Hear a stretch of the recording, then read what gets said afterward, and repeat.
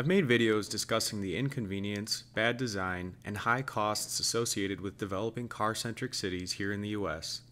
But one thing that has been lurking in the background that I don't believe I've covered in enough detail is just how many fatal accidents are caused by these machines.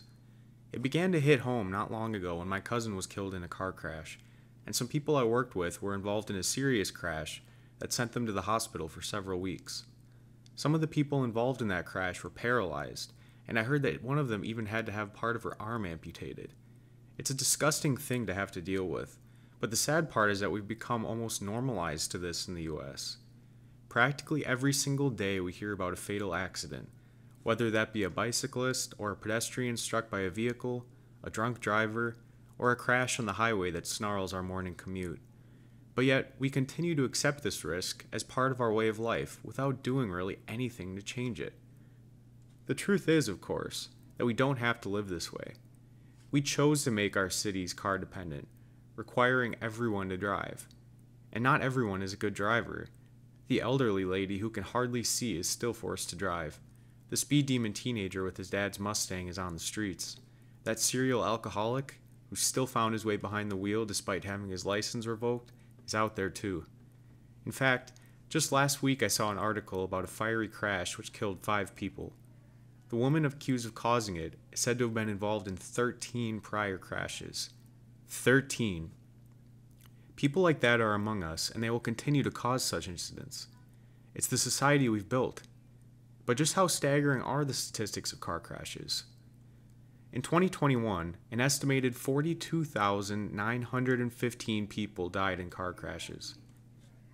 In addition to that, nearly 4.8 million people were seriously injured by them. The causes of these accidents can be largely attributed to several main factors.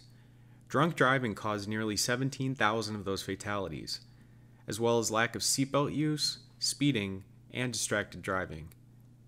That number is way too high. In fact, a car crash is one of the leading causes of death for young people in the US. But surely this problem will only get better with time, right?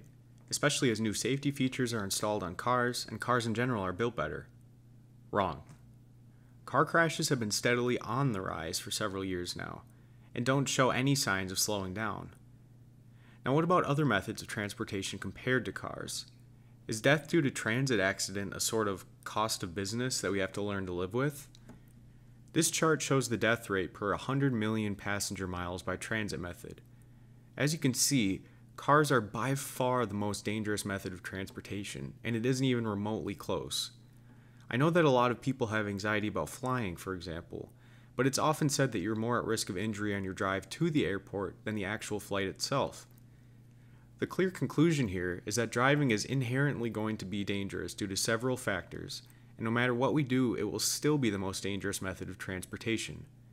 This isn't even about the freedom question anymore when it comes to the desire to have your own personal vehicle, because that freedom is deadly and misused by so many people. And it usually isn't even the person abusing the freedom that's hurt, it's the innocent pedestrian or the innocent bicyclist. We need to do everything we can to move away from our car dependence in the US, as it is quite literally killing us. Our relationship with cars is toxic in almost every way, and we will continue to see depressing statistics like this until we make a fundamental change in our cities and how they are built. Now, while moving away from car-centric design and advancing alternative, safer methods of transportation is the number one thing we can do, in the meantime, there are efforts we can make regarding cars to make driving safer. The first of these is traffic calming. According to the U.S. Department of Transportation, traffic calming consists of physical design and other measures put in place on existing roads to reduce vehicle speeds and improve safety for pedestrians and cyclists.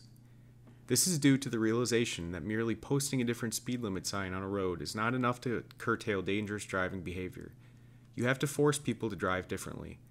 The benefits of traffic calming are as follows: decreasing vehicle travel lanes for pedestrians to cross, providing room for a pedestrian crossing median, improving safety for bicyclists when bike lanes are added, providing an opportunity for on-street parking, which also serves as a buffer between pedestrians and vehicles, reducing rear end and sideswipe crashes, improving speed limit compliance, and decreasing crash severity when crashes do occur.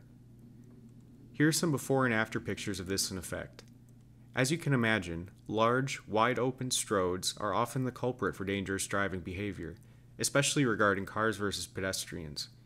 Wide roads encourage fast speeds, and installing things such as medians, speed bumps, and other measures force drivers to reduce their speeds, and studies have shown that they are effective. Another thing I've mentioned in other videos is drunk driving. The fact is that many Americans have to drive to bars because they aren't within walking distance of them, or there isn't adequate transit to take them to and from bars. That kind of situation inevitably provokes the decision to drunk drive. If we advocated for walkable cities with dense housing near bars, as well as provided transit even in the suburbs to and from commercial areas, it would undoubtedly lessen this problem as well. So I hope this video has struck a nerve with you, so to speak, because I for one am sick and tired of hearing about the constant fatal car accidents that happen and are seemingly accepted as normal and just a part of life. It doesn't have to be this way. We can do better than this.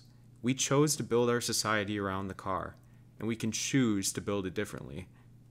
It'll save lives.